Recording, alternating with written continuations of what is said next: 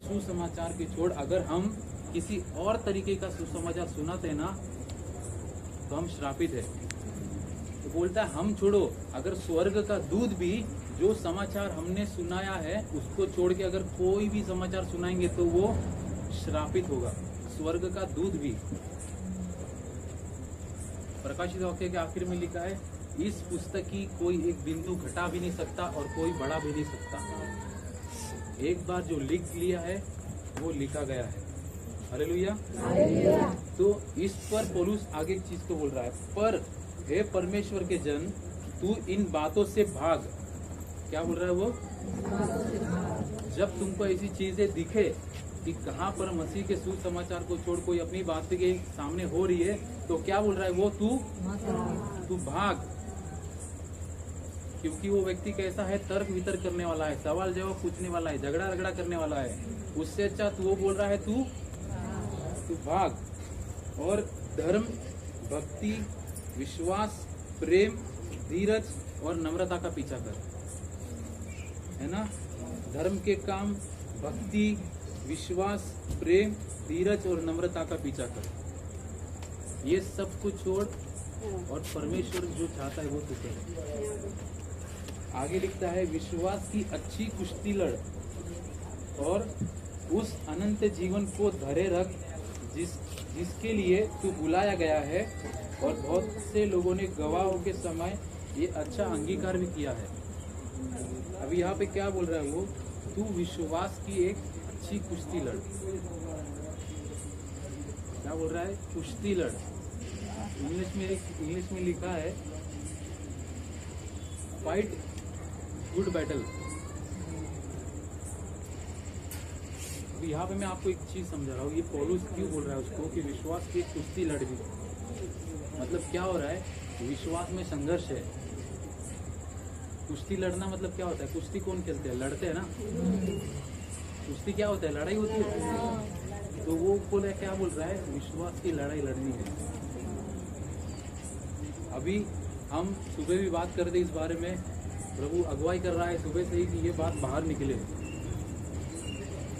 पहले लोग शरीर में युद्ध कर रहे थे।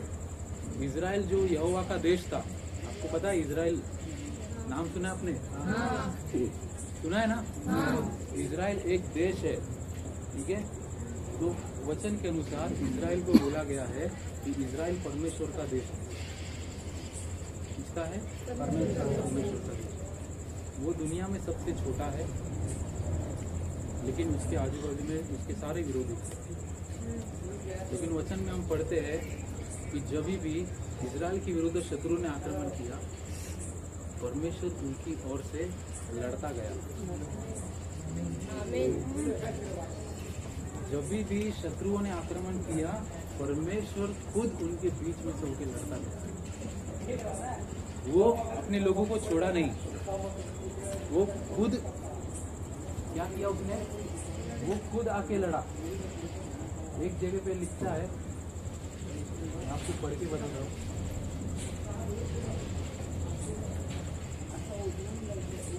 ये बात है जब राजा यहोशापात था, उस टाइम पे ऐसा हुआ कि शत्रु चारों ओर से घेर लिए। अब चारों ओर से घेर लिए, अब उस समय हमें बचना है, तो प्रभु ने किस तरीके की योजना उसको देता है। वो एक चीज हमेशा कहता है, जब भी तकलीफ होती ना, एक चीज उसकी स्टेटमेंट हमेशा रहता है कि डर मत, तेरा मन कच्चा मत हो, कल तेरा सामना करने को तू चलना और यहोवा तेरे साथ रहेगा। हालेलुया। ये समय था यहोशापात का, अब इसमें क्या होता है, अगर आप ये चीज जो जिसको पढ़ने आता है ना, जिसको पढ़ने आता है, आप घर पे जाके दूसरा इतिहास उसका 20वां अध्याय, क्या बोला मैंने, दूसरा इतिहास उसका 20वां अध्याय आप पूरा पढ़िए, आपको समझेगा। वहां पे इस कदर हुआ है कि अब परिस्थिति ऐसी है कि शत्रु जो है चारों ओर से घेर लिए है, अलग अलग शत्रु आके घेर लिए। अब इजराइल में राजा था यहोशापात। कौन था?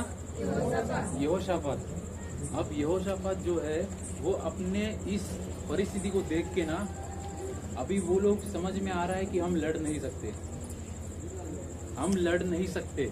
अब वो क्या कर रहा है, उस जगह पे वो जा रहा है, कहाँ पे जा रहा है, मेरे बात सुन रहे हो?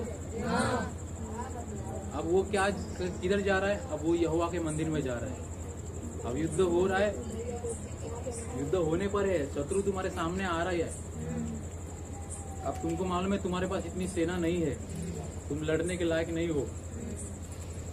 अब ये जा रहा है यहोवा के पास, और जाके वहां पे लोग यहोवा की दुहाई दे रहे हैं। दुहाई देना मतलब जोर जोर से चिल्ला के उसको पुकार रहे थे कि परमेश्वर हमारी मदद कर, हम अपने में कुछ नहीं है, तू हमारी मदद कर। फिर यहोवा का आत्मा एक व्यक्ति के ऊपर उतरा, फिर उसने उसके द्वारा बातें करना चालू की। उसने क्या बोला? डर मत, तेरा मन कच्चा नहीं हो, ये युद्ध तेरा नहीं है लेकिन ये युद्ध मेरा है। परमेश्वर क्या बोला आपने लोगों को? डर मत, मन कच्चा मत कर, ये युद्ध तेरा नहीं है। ये युद्ध किसका है? मेरा है। परमेश्वर बोल रहा है कि युद्ध किसका है? मेरा है। मतलब आप एक चीज से समझ सकते हो, एक चीज कि कहीं एक जगह पे परमेश्वर का भी एक युद्ध चल रहा है। समझ रहे हो आप? क्यों बोला वो कि ये युद्ध मेरा है? मतलब कहीं ना कहीं परमेश्वर का ये युद्ध चल रहा है, और ये अभी से नहीं है। ये मैं सिर्फ आपको बताने के लिए समझाया जो हुआ था। अब हम और थोड़ा पीछे चले जाएंगे, आदम के समय पे। हम आदम के समय पे देखते हैं क्यों शैतान आके बीच में उंगली किया, क्यों वो आया और क्यों आदम को भटकाने की कोशिश किया, क्या कारण था आप जानते हो? आप ये जानते हो कि शैतान जो था उसका पहले नाम क्या था? वो कौन था? आराधना करने वाला। आप लोग नहीं सुने हो? हाँ, आप बोल नहीं रहे हो तो मुझे नहीं समझ रहा आपने सुना है कि नहीं सुना पहले। वो एक ऐसा दूत था जो परमेश्वर के, जैसे कि मान लो प्रभु का एक सिंहासन है, ठीक है, और वो एकदम उसके करीब रहने वाला, एकदम उसके करीब रह के उसकी आराधना करने वाला एक बहुत ही सुंदर ऐसा दूत था। वचन कहता है वो इतना सुंदर था कि उसके जैसा सुंदर कोई नहीं था। उसके अंदर म्यूजिक था। ऐसा बोलते हैं जब उसके पंख भी ऐसे नीचे घसते थे ना, तब धुन निकलती थी, एक धुन निकलती थी। उसके अंदर म्यूजिक बनाई थी। वचन कहता है ना कि तेरे अंदर संगीत बनाया गया था। उसके अंदर संगीत था। वो कोई साधन लेके नहीं घूमता था, संगीत उसके अंदर बनाया गया था। तो वो एक बहुत बड़ा आराधना का दूत था। परंतु उसके मन में क्या आया? उसने सोचा मैं अभी वो किधर तक पहुंच गया ना, ऊंचे लेवल में पहुंच गया ना। अभी सारे दूत नीचे लेवल पर है, लेकिन ये ऊंचे लेवल पर है। इसके मन में आया घमंड कि मैं मेरे परमेश्वर के जैसा बन सकता हूँ। तो वो कंपेयर करने लगा कि मैं और परमेश्वर एक लेवल में है। मैंने पहले हम बताते ना कि परमेश्वर कैसा है? पवित्र है। स्वर्ग क्या है? पवित्र है। और स्वर्ग में ऐसी कोई भी चीज नहीं रुक सकती जिसमें पाप हो। और जैसे ही घमंड उसके मन में आया, परमेश्वर ने जान लिया कि कोई अपवित्र चीज यहाँ पर है, और उसने उसे क्या किया? उधर से। अभी क्या हो रहा है? अभी तुमको कोई फेंक दे, तुम चुपचाप चले जाओगे? क्या होगा? बदला लेने की भावना अंदर आ जाएगी। अब आप जानते हो कि क्यों वो परमेश्वर से युद्ध तो लड़ना है उसको, लेकिन आपके थ्रू क्यों लड़ना चाह रहा है? क्यों वो आपको तकलीफ देता है?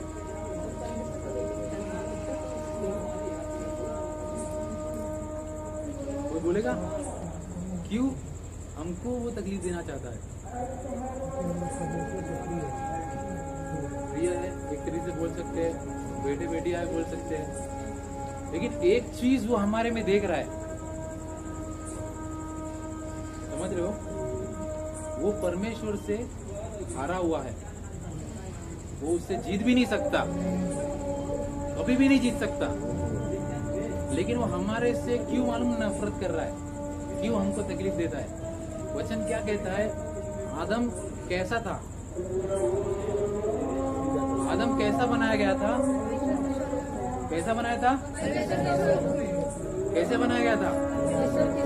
तो परमेश्वर का स्वरूप हमारे अंदर है और वो इसीलिए हमारे पीछे पड़ता है। उसको जब हमें वो देखता है ना, तो उसको यही दिखता है कि ये परमेश्वर के स्वरूप में है और इसीलिए वो गुस्सा निकालता है।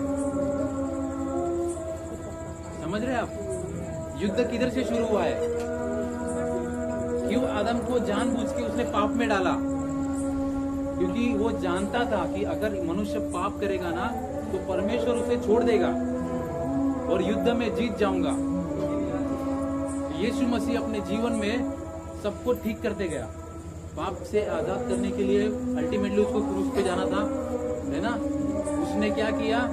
किसका इस्तेमाल किया? अपने ही चेले का। कौन था वो चेला जिसने पकड़वा दिया? कौन था? वचन क्या कहता है? शैतान यहूदा के अंदर आया और उसको बोला यीशु मसीह ने कि जा, जो तू करना चाहता है अभी कर। और वो जाता है और सब सिपाहियों को लेके आके पकड़वाता है। लेकिन अंत तक शैतान खुश रहता है कि मैं परमेश्वर के पुत्र को तकलीफ दे रहा हूं। वो खुश हो रहा था कि मैं परमेश्वर के पुत्र को ना तकलीफ दे रहा हूँ, मैं परमेश्वर को तकलीफ दे रहा हूँ। उसको लग रहा था क्योंकि वो मनुष्य कैसा है? परमेश्वर के स्वरूप में है ना? यीशु मसीह शरीर में थे। वो बोल रहा है मैं परमेश्वर के पुत्र को तकलीफ दे रहा हूँ। लेकिन जैसे ही क्रूस पे आखिरी शब्द बोला गया, सब कुछ पूरा हुआ, वैसे ही वो बौखला गया कि उसको नहीं मालूम पड़ा कि क्या हो गया। वो नहीं समझ पाया, उसके पैर के नीचे से जमीन खिसक गई। वो नहीं समझ पाया क्या हुआ। आप जानते हो, अगर वो जानता था तो क्या हो जाता था? वो रुका था कि कुछ भी करे लेकिन यीशु मसीह क्रूस पे बलिदान ना हो।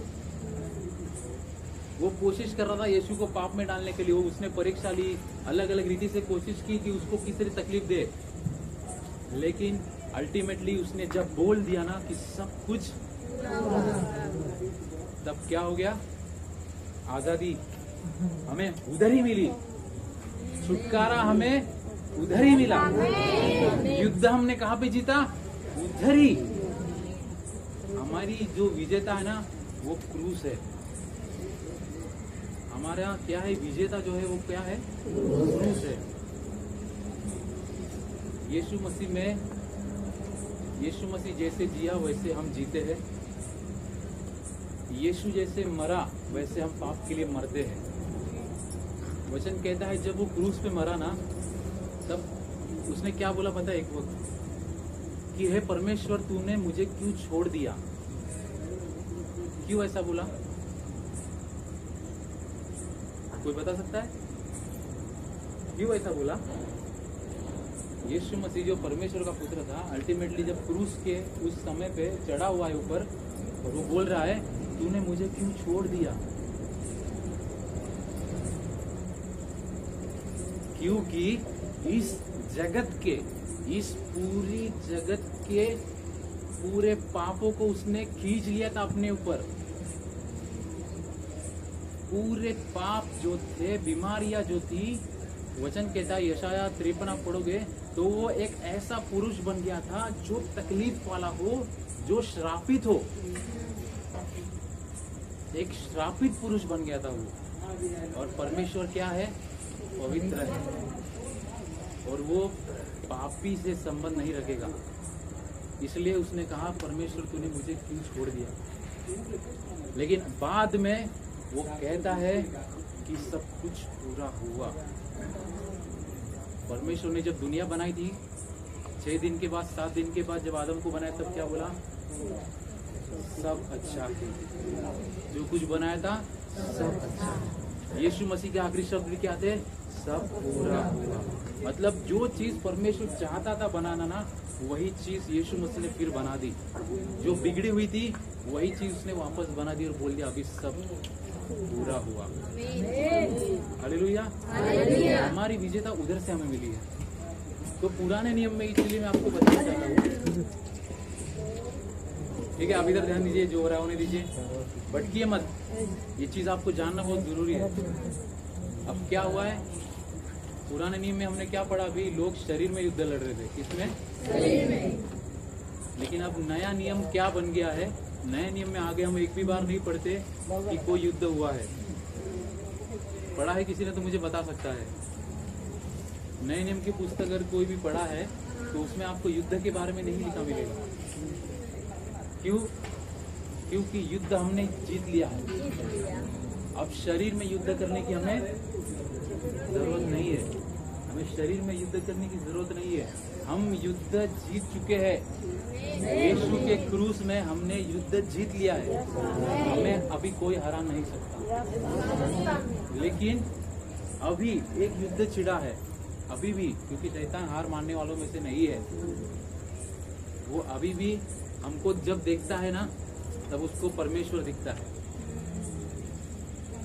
और फिर वो गुस्सा निकालने के लिए हमारे पीछे रहता है। और जब हम ऐसा दरवाजा खोल देते हैं ना, ऐसा, तब वो आ जाएगा। जब तक आप विश्वास में स्थिर हो, परमेश्वर के जो वचन है, जो आज्ञा है, उसको मानते हो, तब तक वो तुम्हारे पास नहीं आ सकता। लेकिन जब तुम उसकी आज्ञाओं को नहीं मानते हो, तब क्या होता है? खुला दरवाजा तुम्हारे जीवन में आने के लिए, और इस दरवाजे को बंद करना है। अगर दरवाजा खुला छोड़ दोगे, दरवाजा खुला छोड़ दो, कोई भी आएगा, जो अंदर का है वो भी लेके जाएगा। खुला दरवाजा छोड़ दोगे तो तुम्हारे घर के अंदर दूसरे दिन कुछ नहीं मिलेगा। अभी यहाँ तो नहीं पता, लेकिन हम लोग इधर तो मतलब 1 घंटे में गायब हो जाएगा। चोर चोरी करने आता है, नाश करने आता है, घात करने आया है। यीशु मसीह जीवन देने आया है। दुष्ट वो चीज चोरी कर लेगा, दरवाजा खुला मिला तो हमें जांचना है खुद को, और अपने दिमाग में इस चीज को सेट कर लो कि हम युद्ध में हैं। और युद्ध में हार मान लोगे तो वो खुला दरवाजा होगा, और वो पूरी ताकत से तुम्हारे जीवन में काम करेगा। और आज के समय में वो युद्ध भूमि हमारा मन है। बोलो, हमारा मन युद्ध का क्षेत्र है। ये रणभूमि है। तो अभी अगर हमें युद्ध लड़ना है, मान लो अभी हमें युद्ध लड़ना है, तो क्या क्या चीज की जरूरत पड़ेगी? मैं बोल रहा हूँ युद्ध लड़ना है, तो हमें क्या क्या जरूरत चाहिए? अभी मान लो यहाँ पर अभी युद्ध होने वाला है, अभी यहाँ पे युद्ध होने वाला है बाहर, उधर से लोग आने वाले हैं, अभी इधर से भी लोगों को जाना है। तो अभी क्या क्या तैयारी करनी है? बोलो बोलो बोलो, जिसे बोलो बोलते रहो। अरे बोलो।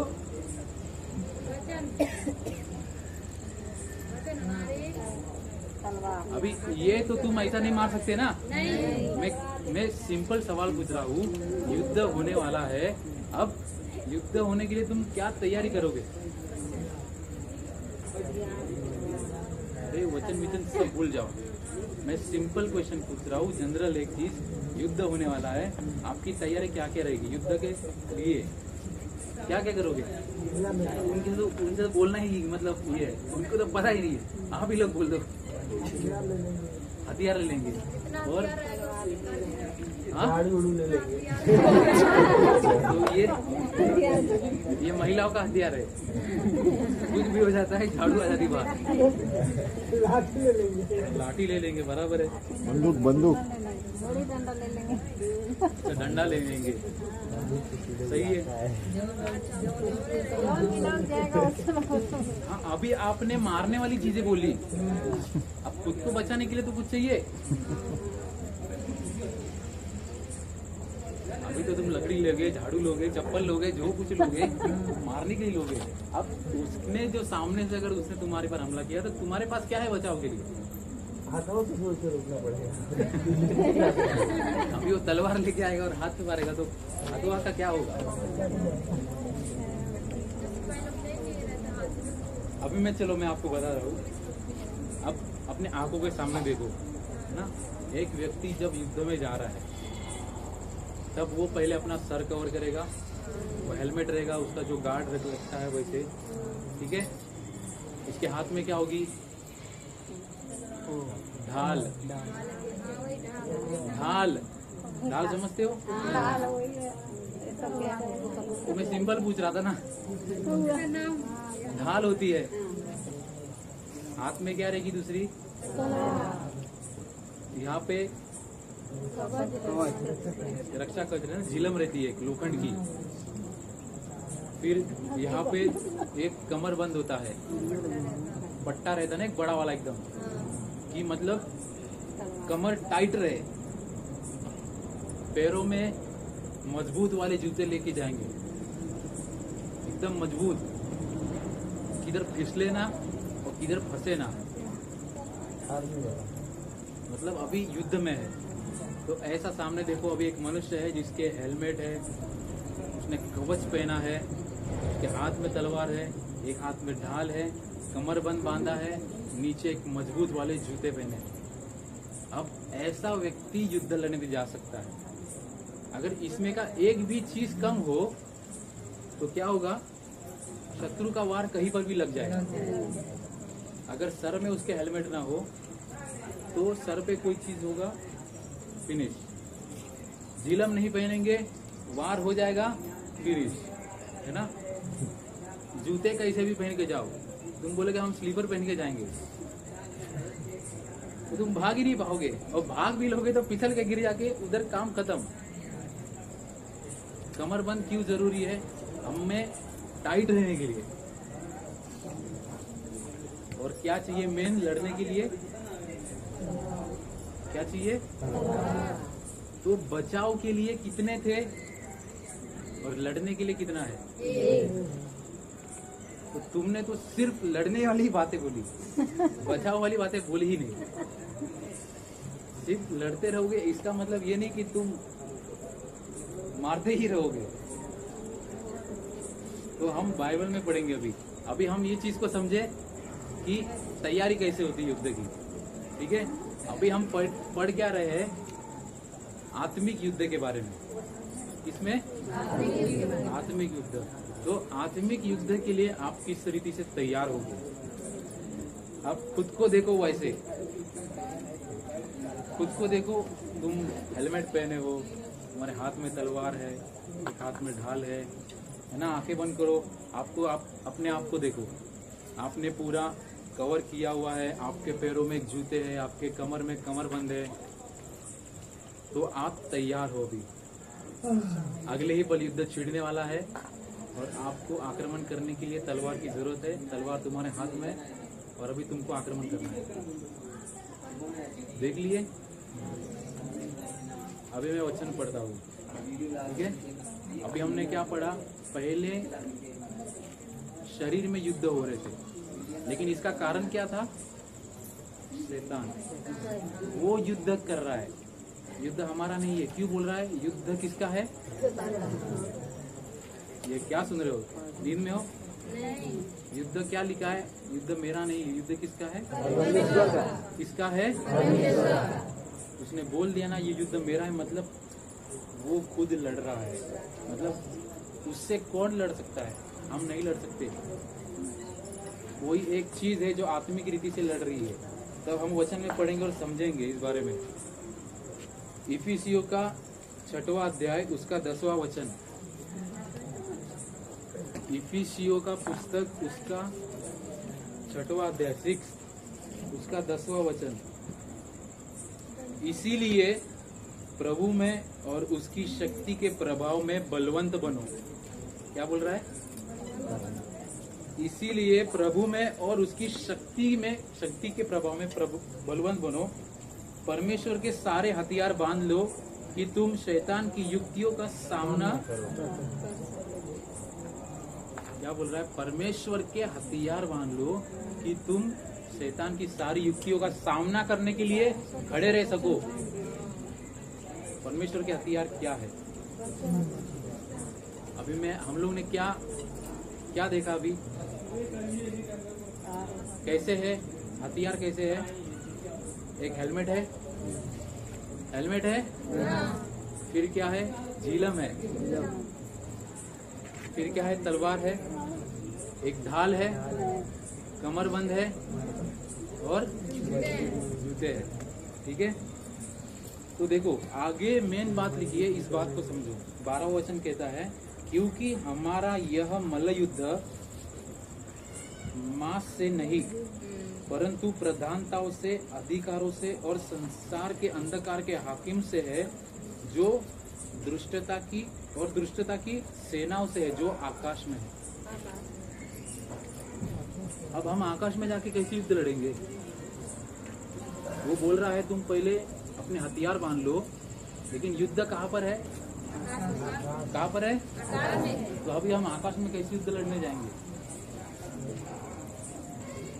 एक चीज आपको बताता हूँ, पुराने नियम में दानियल की किताब है, वहां पे इस कदर लिखा है, दानियल 21 दिन तक प्रार्थना कर रहा था। कितने दिन? 21 दिन। और 21 दिन के बाद उसके प्रार्थना का उत्तर आया, और जब वो उत्तर स्वर्गदूत लेके आया तब वो क्या बोल रहा था पता है? तेरी प्रार्थना जो थी ना पहले ही दिन सुन ली गई थी। तेरी प्रार्थना पहले ही दिन सुन ली गई थी, लेकिन शैतान का और मिकाइल जो योद्धा स्वर्गदूत होता है उसके अंदर युद्ध छिड़ा था, क्योंकि वो मुझे आगे नहीं आने दे रहे थे। समझ रहे हो? आपके जीवन में भी आप सोचते रहेंगे कभी कि मैं प्रार्थना कर रहा हूँ लेकिन उसका उत्तर नहीं आ रहा है। क्यों? क्योंकि आसमानी क्षेत्र में ना युद्ध छिड़ा है। जब भी तुम पुकारते हो परमेश्वर को, मैंने क्या बोला, वो तुम्हारा पिता है। तुम जो बोलोगे, जो मांगोगे वो तुमको देता है। परंतु क्या होता है ना, आत्मिक क्षेत्र में क्या होता है? युद्ध। क्या होता है? तो वो हमारे पास आने के लिए समय ले रहा है। तब वो बोलता है कि वहां पे दूतों ने उसके साथ में युद्ध किया, फिर 21 दिन के बाद वो उत्तर लेके आया। पुराने नियम में आप पढ़ोगे मूसा के बारे में। मूसा का चेला था यहोशू। यहोशू योद्धा था। मूसा परमेश्वर का भविष्यवक्ता था। वचन क्या कहता है? जब भी मूसा बूढ़ा हो गया था, लेकिन जब भी वो हाथ ऊपर करता था पहाड़ों पे जाके, नीचे यहोशू युद्ध जीतते जाता था। समझ रहे बात को? जब भी वो हाथ ऊपर करता था मूसा, नीचे यहोशू युद्ध जीतते जाता था। इसलिए वो जब थक जाता था ना, तो वहां पे 2 जन खड़े रहते थे उसका हाथ पकड़ने के लिए, कि उसका हाथ नीचे ना हो। क्यों? क्या हो रहा था? युद्ध कैसे हो रहा था? देखो, वो लोग नीचे कर रहे थे, लेकिन जैसे इसके हाथ डाउन हो जाते थे ना, अधिकार जो इसके हाथ में दिया गया था ना आसमान का, उस आत्मिक सेनाओं का, तो वो ताकतवर हो जाती थी जब इसकी प्रार्थना डाउन हो जा रही थी। इसीलिए क्या करते थे लोग? खड़े थे हाथ ऊपर करा के इसका, तू सिर्फ दुआ कर। और जैसे मूसा प्रार्थना करते रहता था, यहोशू युद्ध जीतते रहता था। तो इस चीज से हम समझ सकते हैं ना कि ये जो बीच का जो दिख रहा है ना, यहाँ पे युद्ध छिड़ा हुआ है। शैतान जो गिराया गया है ना, पूरी रीति से अंदर तो नहीं घुसा है। उसके डीमंस जो है, दुष्ट आत्माएं जो है ना, वो ऐसी घूमती रहती है और हमारी तकलीफों को बढ़ाने का काम वही करती है। शैतान हमारे बीच में आके काम नहीं करता, उसकी सेनाएं काम करती है, समझ लो। वो भी अपने आप को बहुत शाना समझता है। उसने भी क्या एक साथ में 1/3 दूतों को लेके वो गिरा है, अकेला नहीं गिरा। अपने साथ में 4 लोगों को भी गलत सिखा के उनको भी लेके आया वो। मैं जा रहा हूँ, तुम भी मेरे साथ चलो।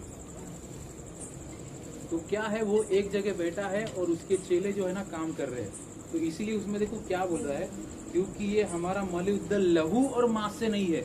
मतलब ये फिजिकल नहीं है, हमको तलवार लेके एक दूसरे को मारना नहीं है, लहू और मांस का युद्ध नहीं है।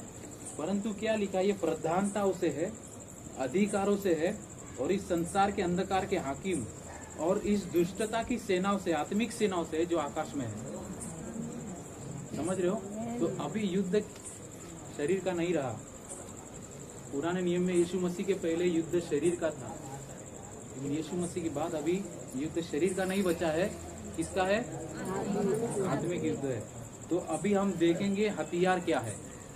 अभी आगे वचन पढ़ो, इफिसियों 6:13 से। इसीलिए परमेश्वर के सारे हथियार बांध लो कि तुम बुरे दिन का सामना कर सको और सब कुछ पूरा करने में स्थिर रह सको। परमेश्वर के हथियार बांध लो कि तुम क्या कर सको, बुरे दिन का सामना कर सको। अब समझो बुरे दिन क्यों आ रहे हैं और बुराई का सामना कैसे करना है। ठीक है, बाइबल हमें क्लियर बता रहा है बुराई कहाँ से आ रही है और बुराई का सामना कैसे करना है। तो सबसे पहला, इसीलिए सत्य से अपना कमर कसना है। पहला क्या कसना है? सत्य से। सत्य क्या है? वचन क्या कहता है? सत्य क्या है? यीशु मसीह ने क्या बोला? यूहन्ना के 14:6 में, मार्ग, सत्य और जीवन। अब बताओ, अगर ये कमर को अगर कुछ हुआ तो इंसान किस रीति से खड़ा रहेगा? आप लोगों की, खासकर आप काम करते हो ना ज्यादा बैठ के, जब कमर दुखने लगता है तो आपकी स्थिति क्या होती है? कैसे होगा? आप खड़े रह नहीं पाओगे बराबर, क्योंकि आपका जो वेट है वो सबसे पहले कमर ले रहा है, फिर पैरों में जा रही है। तो अगर आपकी कमर ढीली रह गई तो आपकी बदन का पूरा लोड आउट हो जाएगा।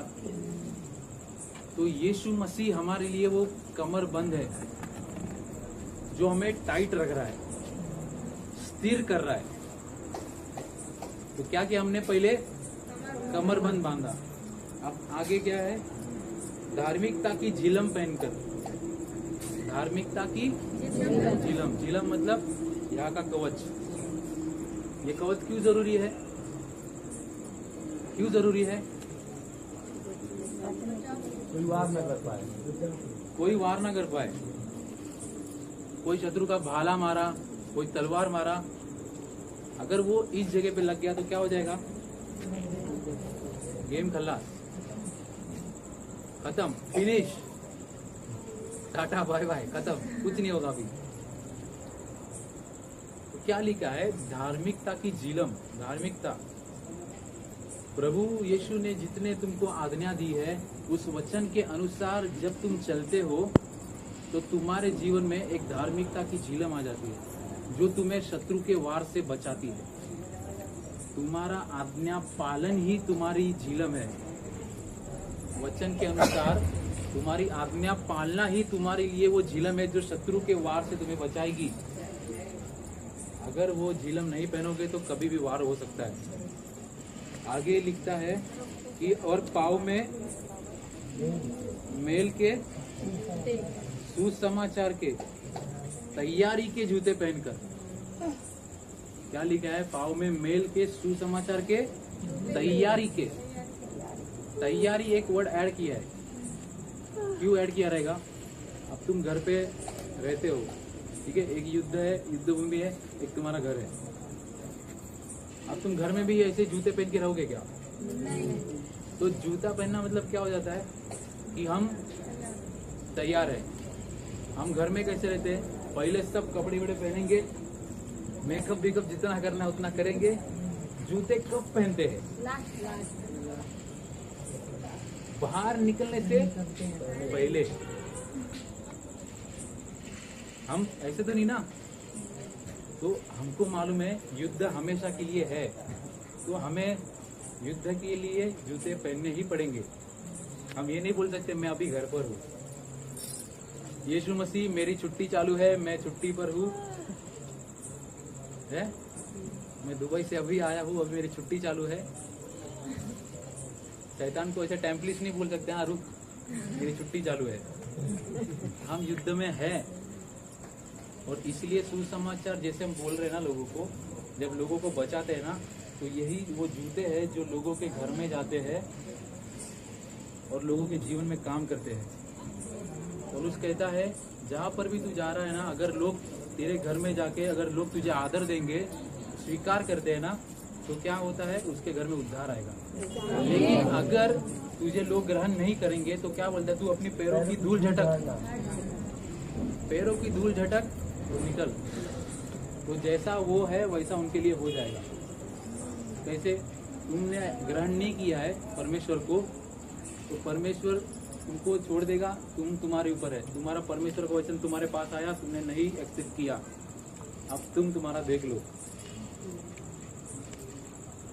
तो ये सुसमाचार के जूते हैं जो हमेशा तैयार रहना है। अचानक रास्ते में तुम चलते चलते तुमको कोई मिलेगा जो बहुत सालों से है, बहुत सालों से तुमको मिला है, तुम देखते हो कि वो व्यक्ति बहुत गलत काम में है, वो गलत चीज कर रहा है, लेकिन तुम बोलोगे अरे यार छोड़ो ना यार, वो नहीं सुनने वाला, मेरे को मालूम है, बहुत साल से उसको जानता था। लेकिन क्या मालूम उस दिन वो तुम्हारे सामने इसलिए आया रहेगा कि तुमसे सुसमाचार सुने, लेकिन तुम अपनी सोच में रहोगे कि ये नहीं सुनने वाला, तो वो व्यक्ति का जीवन का उद्धार कैसे होगा? लेकिन मैं एक चीज बोलूंगा आपको, जो कोई भी यीशु के सुसमाचार के द्वारा आत्माओं को बचाएगा ना, उसके लिए ऊपर इनाम रखा है, एक मुकुट बनाया गया है। परमेश्वर अपने लोगों को पुरस्कार देगा जितनी वो आत्माओं को बचाता है ना। लेकिन ऐसा अगर जब होता है कि हम किसी को वचन बांटने ही पर है और हम बोलते नहीं, ये नहीं सुनेगा, नहीं मानेगा, तब क्या होगा मालूम है क्या? आप छोड़ दोगे, लेकिन प्रभु नहीं छोड़ेगा उस व्यक्ति को। उसको उठाना है ना, तो आगे दूसरा कोई व्यक्ति उसको मिलेगा और उसी व्यक्ति के द्वारा प्रभु उसको बात करेगा और व्यक्ति का जीवन बदल जाएगा। तो क्या हो गया? आपको जो पुरस्कार मिलने वाला था वो किसको मिलेगा? दूसरे को मिल जाएगा। तो इसलिए बोल रहा है तुमको तैयारी वाले जूते पहनना है, मतलब हमेशा तैयार हो उसके सुसमाचार के लिए। ये वो पैरों के जूते हैं। आगे लिखता है इन सबके साथ विश्वास की ढाल, विश्वास की ढाल लेकर क्या करना है? स्थिर रहो, जिससे तुम उस दुष्ट के सब जलते हुए तीरों को बुझा सको। विश्वास की ढाल, ढाल क्या कर रही है? तुमको मालूम है जैसे तलवार चली क्या करते हैं? ढाल आगे करते हैं। ऐसा नहीं सीना आगे तो नहीं करने जाएगा ना, सीने में कवच तो क्या हुआ? मुंह भी है ना, ऐसा नहीं करने जाएगा कि सीना आगे कर दिया। क्या करेंगे आगे? तो ढाल क्या करती है? अगर वार होता है तो क्या होता है? बचाव होता है। तो क्या करते हैं युद्ध में? देखो आप ज्यादा कैसे हमने देखा है, टीवी में देखते हैं हम लोग, तो ढाल आगे करते हैं, फिर उसके ऊपर मारता है, फिर वो क्या करता है? ढाल से उसकी तलवार को साइड में ढकेल देता है, देखो है ना। फिर ढाल से ढकेलना होता है, वो बचाव भी करता है और ढकेल भी देता है। वार जितने होते हैं उतने ढकेलते हैं। ये किसकी ढाल की बारे में बात कर रहा है? विश्वास की ढाल। किसकी ढाल? विश्वास की। तो विश्वास एक ढाल के समान है। आप जानते हो इजराइलियों पे जब वो मिस्र में थे 10 महामारी आई थी। क्या आई थी? पुराने नियम में पढ़ोगे तो महामारी ऐसी आई थी कि लोगों की जिंदगी हराम हो गई थी और कुछ नहीं कर पा रहे थे। लेकिन इजरायलियों को कुछ नहीं हुआ।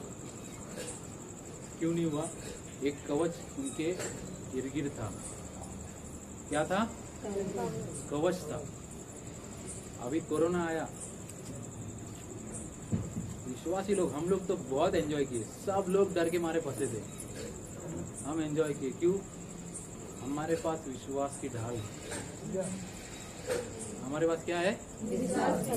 क्या है हमारे पास? क्या है हमारे पास? कि कोई भी महामारी आने दो, कोई क्या आने दो, तकलीफ आने दो, क्या हम क्या आगे करेंगे? क्या करेंगे? क्या करेंगे? ढाल से क्या होगा? ढाल से क्या होगा? हम सो जाएंगे। हम सो जाएंगे। ढाल से क्या होगा? शत्रु के जितने वार आएंगे, हम विश्वास से उसको नष्ट करते रहेंगे, उसको हटाते रहेंगे। वो हमारे पास नहीं आ सकता। आ सकता है? नहीं आ सकता। तो यह होती है विश्वास की ढाल। और उसके बाद क्या लिखा है? और उद्धार का टोप, हेलमेट, उद्धार का। किसका? मैं यीशु मसीह पे विश्वास करता हूँ, ठीक है, लेकिन मैं मेरा जीवन गलत जी रहा हूँ। मैं यीशु मसीह पे विश्वास कर रहा हूँ लेकिन मेरा जीवन गलत चल रहा हूँ। मैं प्रार्थना के लिए समय नहीं देता है। मैं 2-3 साल से विश्वास कर रहा हूँ, लेकिन मैं प्रार्थना में मेरे को मन नहीं करता, नींद आ जाती है ना। आप कारण बहुत जानते हो, आप समझ लो वही कारण है। लेकिन अभी कोई प्रार्थना के लिए आया है ना, उसको दुष्ट आत्मा से पीड़ा है, तो मैं उसके लिए प्रार्थना कर रहा हूँ। तो अभी क्या होगा? क्या होगा? क्या होगा? कुछ होगा क्या? क्यों नहीं होगा? कैसे चंगाई मिलेगी? मैं मेरा जीवन सही जी रहा हूँ क्या? मैं बोल रहा हूँ ना, यीशु मसीह प्रभु है। मैं बाकी किसको नहीं मानता, मैं सिर्फ यीशु पे ही मानता हूँ। लेकिन मैं मेरे जीवन को नहीं बदल रहा हूँ और मैं दूसरों के लिए प्रार्थना करने जा रहा हूँ, तो क्या होगा? कुछ नहीं होगा। तो वो उसी बारे में बोल रहा है, उद्धार का टोप। उद्धार का मतलब क्या होता है? पापों से मन फिराना। उद्धार हमें कब मिला? जब हमने विश्वास किया कि यीशु मसीह तूने मेरे लिए लहू बहाया, तब हमें उद्धार मिला। मतलब क्या हो गया? पापों से हम बाहर निकल के, कब पापों से बाहर निकले तब हमें उद्धार मिला। कब मिला? तो वो टोप क्या था? उद्धार का था। समझ रहे हो?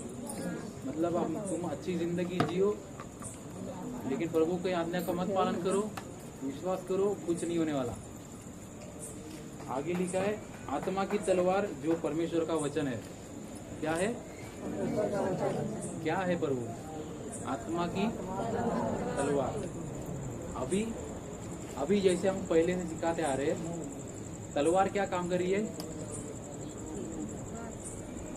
क्या काम कर रही है? हम कैसे परिस्थिति को मारने के बारे में बता रहे।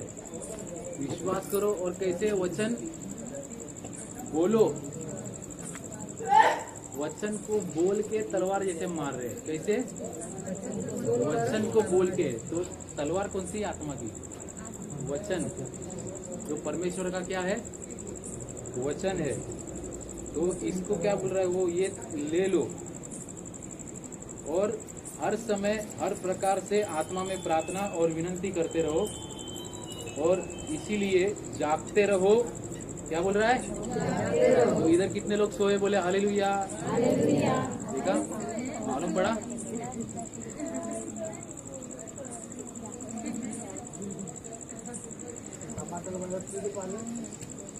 आत्मा में हर समय प्रार्थना करते रहो, और क्या लिखा है? विनती करते रहो, इसीलिए जागते रहो, होश में रहो।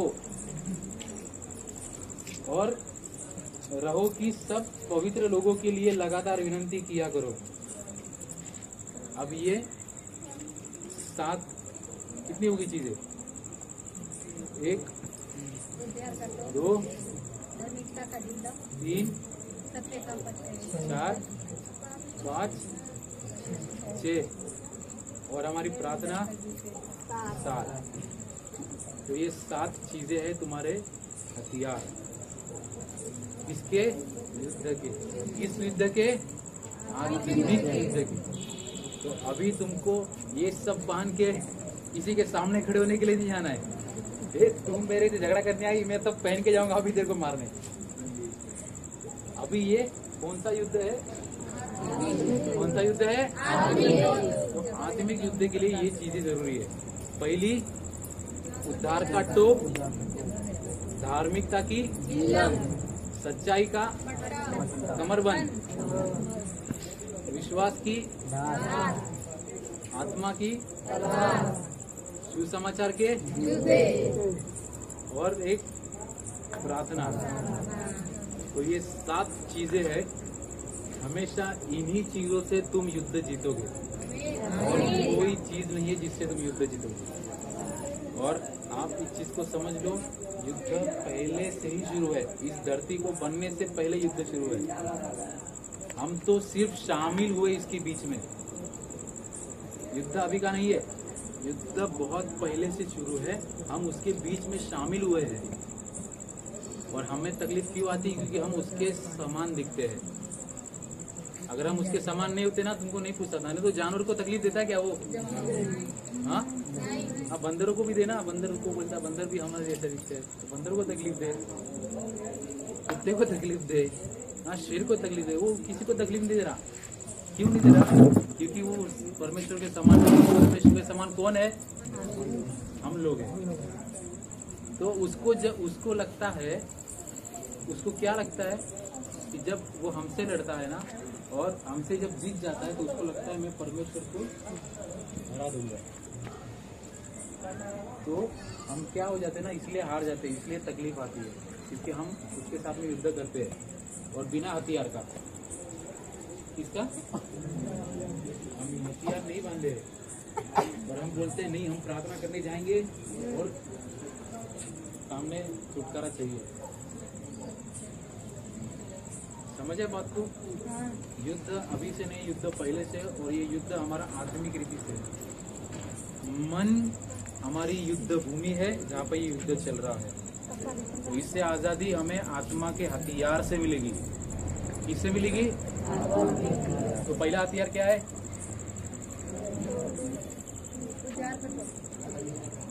दूसरा, अभी एक जन एक ही बोलेगा, रिपीट नहीं करेगा कोई, वो बोलेगा। तो उसने बोल दिया, उसका टाइम खत्म हो गया।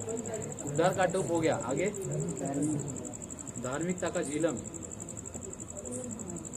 तीसरा, कंप्लीट बोलना है, आधा आधा नहीं बोलना है। पहले बोल रहा हूँ। क्या कमरबंद? सच्चाई का कमरबंद। अभी जो बोल रहे हैं अभी वो शांत रहेंगे। अभी आगे दूसरी भी चांस मिलना चाहिए, उनको भी पुरस्कार मिलना चाहिए। आगे,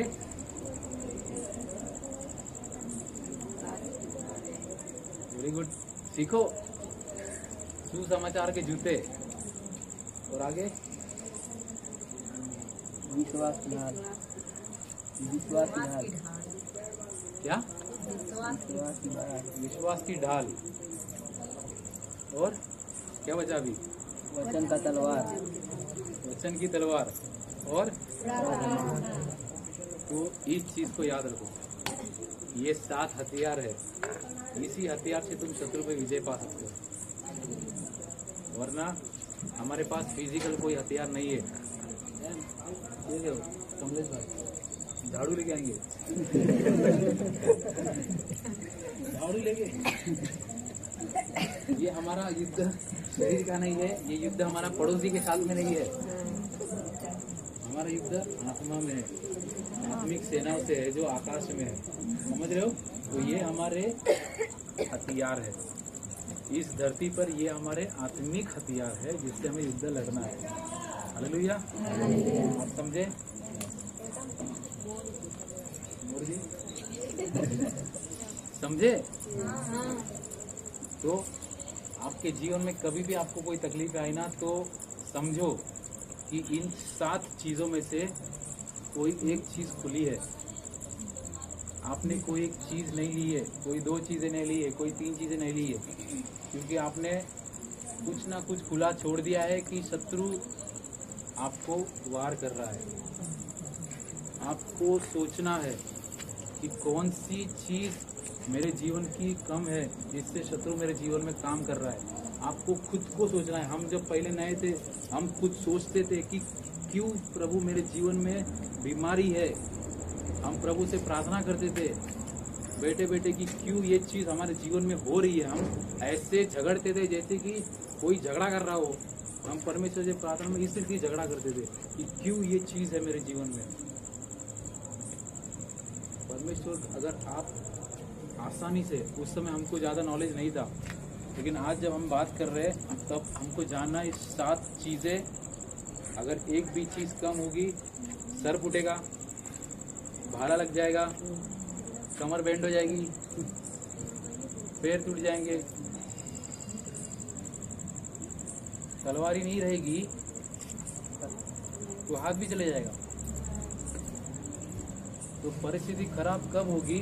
जब इन 7 चीजों में से एक भी चीज कम होगी। तो हमें खुद को जांचना है। ठीक है, अभी सब अपनी आंखों को बंद कीजिए।